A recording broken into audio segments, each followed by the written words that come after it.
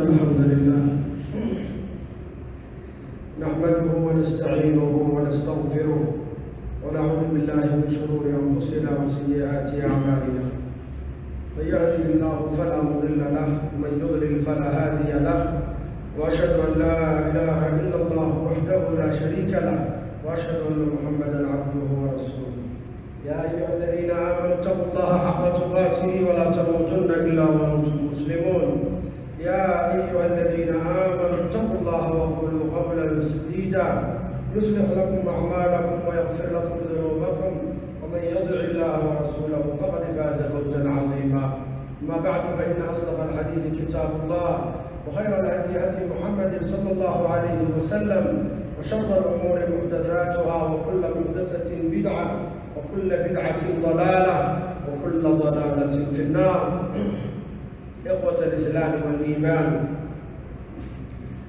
إن ما يجري في هذه الأيام في وسائل التواصل الاجتماعي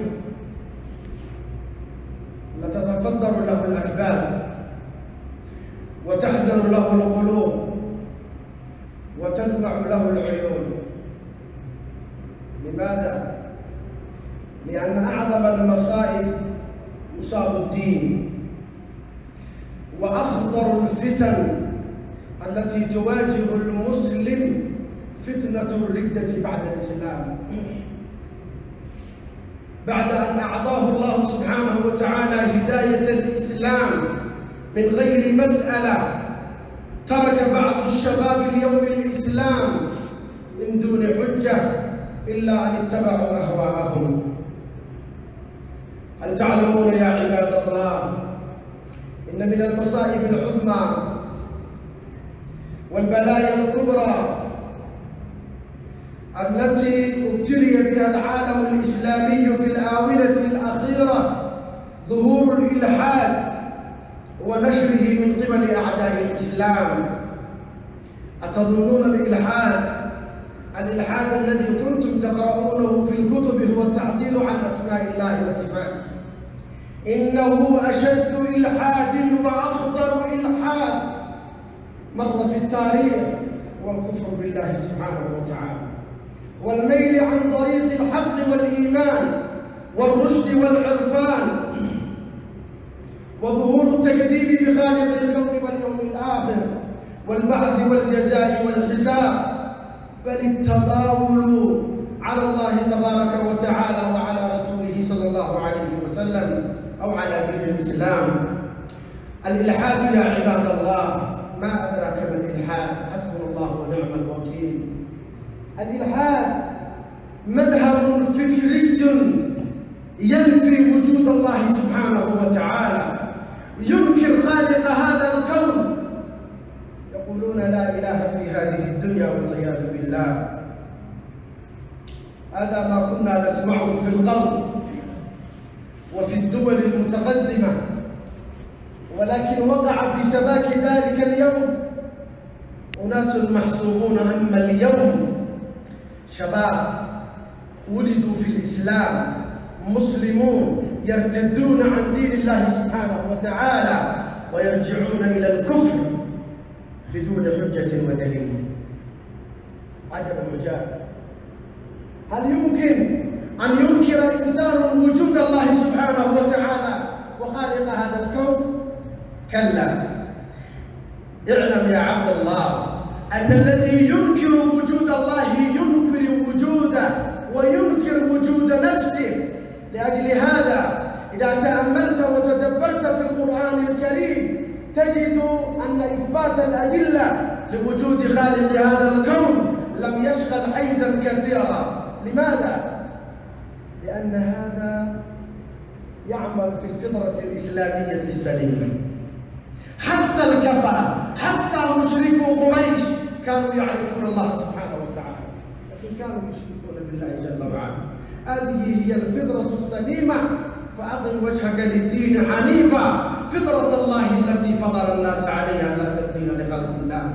في صحيح مسلم من حديث عياض بن حمار يقول الله سبحانه وتعالى في الحديث القدسي: إني خلقت عبادي حنفاء كلهم وإنهم أتتهم الشياطين ارتدوا عن دينهم والعياذ بالله. نعم، ثم أحلت لهم ما حرم الله عليهم وأحلت لهم ما حرم الله عليهم وأمرتهم أن يشركوا بالله ما لم ينزل به سلطانا. وللأسف أن هؤلاء الملاحدة قد زاد شرهم في الآونة الأخيرة، بدأوا يصرحون بكفرهم وزندقتهم عبر الوسائل الإعلامية من فيسبوك وتويتر وتيك توك وكلام هاوس إلى غير ذلك من الآلات، مع أنهم إنا لله وإنا إليه راجعون، مع أنهم ولدوا في بيئة مسلمة ومن أبوين مسلمين، ولكن الشياطين اجتالتهم عن الدين القويم إلى هذا المسلك المنحرف الخطير. إن الذين يلحدون في آياتنا لا يخفون علينا أفمن يلقى في النار خير أم من يأتي آمنا يوم القيامة. إخوة الإيمان، إن طائفة من شبابنا اليوم ضلوا وأضلوا كثيرا وضلوا عن سواء السبيل، بعضهم تفسق، بعضهم تشيع، بل بعضهم وقع في شباك الكفر والإلحاد والعياذ بالله، بعد أن كانوا مسلمين حافظين يقرؤون كتاب الله سبحانه وتعالى. وصدق الله، ومن أصدق من الله قيلا. ود كثير من أهل الكتاب لو يردونكم من بعد إيمانكم كفارا، ليه؟ حسدا من عند أنفسهم. ود طائفة من أهل الكتاب لو يضلونكم وما يضلون إلا أنفسهم. يا عباد الله، لعلكم تتساءلون ما أصاب الشباب اليوم، ما هي أسباب هذا الانحراف وهذا الإلحاد؟ أعطيك بعضا منها الذهاب إلى بلاد الكفار بلا وازع ديني شرعي وعلم أصيل، فينبهر المرء بحضارة الغرب الزائفة ويختلط بالكفر الملحدين من اليهود والنصارى والعلمانيين وغيرهم، مع ضعف العلم الشرعي للرد على شبهاتهم وضلالاتهم، فيبقى متشككا في دينه وعقيدته، وفي النهاية عند عودته إلى بلاده يرجع بالإلحاد والكفر بالله سبحانه وتعالى. بعضهم أثر البقاء إلى بلاد الكفار وفي بلادهم على عدم العودة إلى ديار المسلمين حتى لا يعلم حاله أهله وأصحابه. وقد توعد الشر من أقام في بلاد الكفار، من أقام في بلاد الكفار وهو لا يستطيع التمكن والتمسك والتطبيق بشريعة الإسلام. إن الذين توفاهم الملائكة ظالمي أنفسهم قالوا فيما كنتم؟ قالوا كنا مستضعفين في الأرض.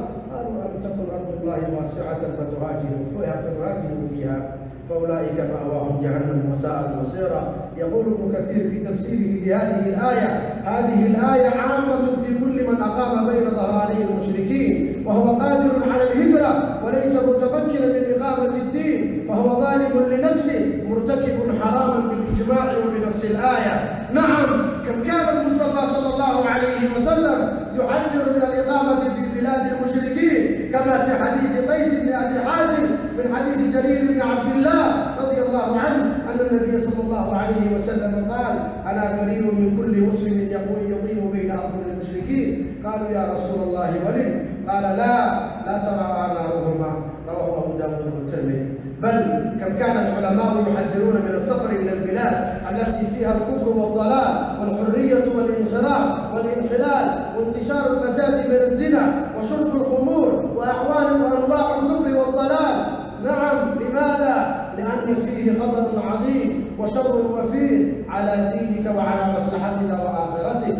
كم من مسلم سافر إلى بلاد الكفر بدون علم شرعي ثم أخذته الشبهات ورجع كافرا والعياذ بالله. نسأل الله أن يوفقنا لما يحبه ويرضى وأن يثبت قلوبنا على الإسلام، إنه ولي ذلك والقادر.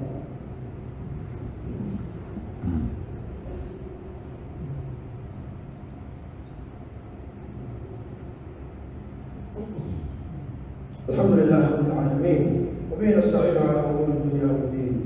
صلى الله وسلم وبارك على نبينا محمد وعلى اله وصحبه اجمعين، وبعد. عباد الله، من الاسباب التي أدت ظهور الإلحاد في شباب المسلمين ما لا يفهمه كثير من الشباب. ما هي؟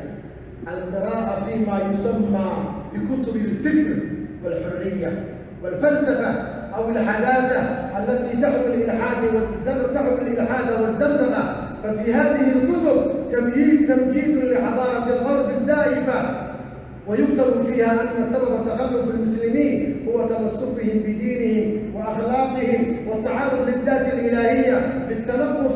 فالقراءة في مثل هذه الكتب المسمومة يؤثر على عقيدة القارئ، ومع كثرة القراءة وأنواع الكتب نعم قد ينشأ عنه الفكر الإلحادي. نعم. وكذلك القراءة في كتب المستشرقين والعلمانيين المحسوبين على الإسلام، منها أيضا الاطلاع والتصفح والنظر للمواقع الإلكترونية والشبكات العنكبوتية وما أكثرها اليوم. نعم، إما ذكرنا وأشدها خطرا ما يسمى كلاب هاوس التي ظهر في الآونة الأخيرة، وأصبح الكفار بل الصوماليون الذين ارتدوا عن دين الله سبحانه وتعالى يظهرون زندقتهم في كلاب هاوس والعياذ بالله، وغيرها من القنوات الفضائية اليهودية والنصرانية التي تدعو لعقيدة التثليث، أو قنوات تدعو إلى التشيع، أو صفحات الأحباش وعباد القبور. وقد يكون بداية الابتلاء من باب الفضول ومعرفة ما عند الغير، فيقع المحظور والعياذ بالله. منها أيضا حب الشهوات. بعض الشباب اليوم وقعوا في الشهوات والملذات والتخلص من التكاليف الشرعية والانطلاق في عالم الإباحية والنجوم. إن النفس لأمارة بالسوء إلا ما رحم ربي. منها إهمال تربية الآباء لتربية أولادهم. يقول صلى الله عليه وآله وسلم: كلكم راع وكلكم مسؤول عن رعيته. نعم عباد الله. منها وأشدها خطرا على شباب المسلمين اليوم العجب والتكبر والغرور بالنفس، وأن يرى نفسه أنه تحضر وتقدم وتخلص من التكاليف الشرعية. بعضهم يتكبر عن الحق، بعضهم يتكبر عن الانقياد للحق. والله تبارك وتعالى توعد الذين يتكبرون، توعدهم بأن يصرف قلوبهم عن الحق. سأصرف عن آياتي الذين يتكبرون في الأرض بغير الحق وإن يروا كل آية لا يؤمنوا بها وإن يروا سبيل الرشد لا يتخذوه سبيلا وإن يروا سبيل الغي يتخذوه سبيلا. أنتم تعلمون يا عباد الله كم أصاب هذا العجب مثل أمثال علماء كانوا العلماء ألفوا الكتب دافعوا عن الدين والعقيدة، ربما بعضما أصابهم ما عندهم من العلم ظنوا أن ما عندهم من العلم أكبر مما عند الأنبياء، مثل الشيخ عبد الله القسيم الذي ألف كتاب هذه هي الأغلال أخيرا والعياذ بالله، يعني بها ثوابت الإسلام، وتكلم في الأنبياء وطعن في أشياء في القرآن. فإنا لله وإنا إليه راجعون. ربنا لا تزغ قلوبنا بعد إذ هديتنا وهب لنا من لدنك رحمة إنك أنت الوهاب. أدركوا الشباب يا علماء، أدركوا الشباب في القنوات وفي شبكات التواصل. أيها الآباء تفقدوا أبناءكم، تفقدوا أبناءكم وبناتكم، والله إنهم ذهبوا إلى العلمانية بل وإلى الإلحاد والعياذ بالله. اللهم صل على عبدك ورسولك محمد وعلى آله وصحابته الذين عزروه ونصروه وشرعوا النور الذي أنزل معه أولئك هم المفلحون. اللهم اغفر للمسلمين والمسلمات والمؤمنين والمؤمنات الأحياء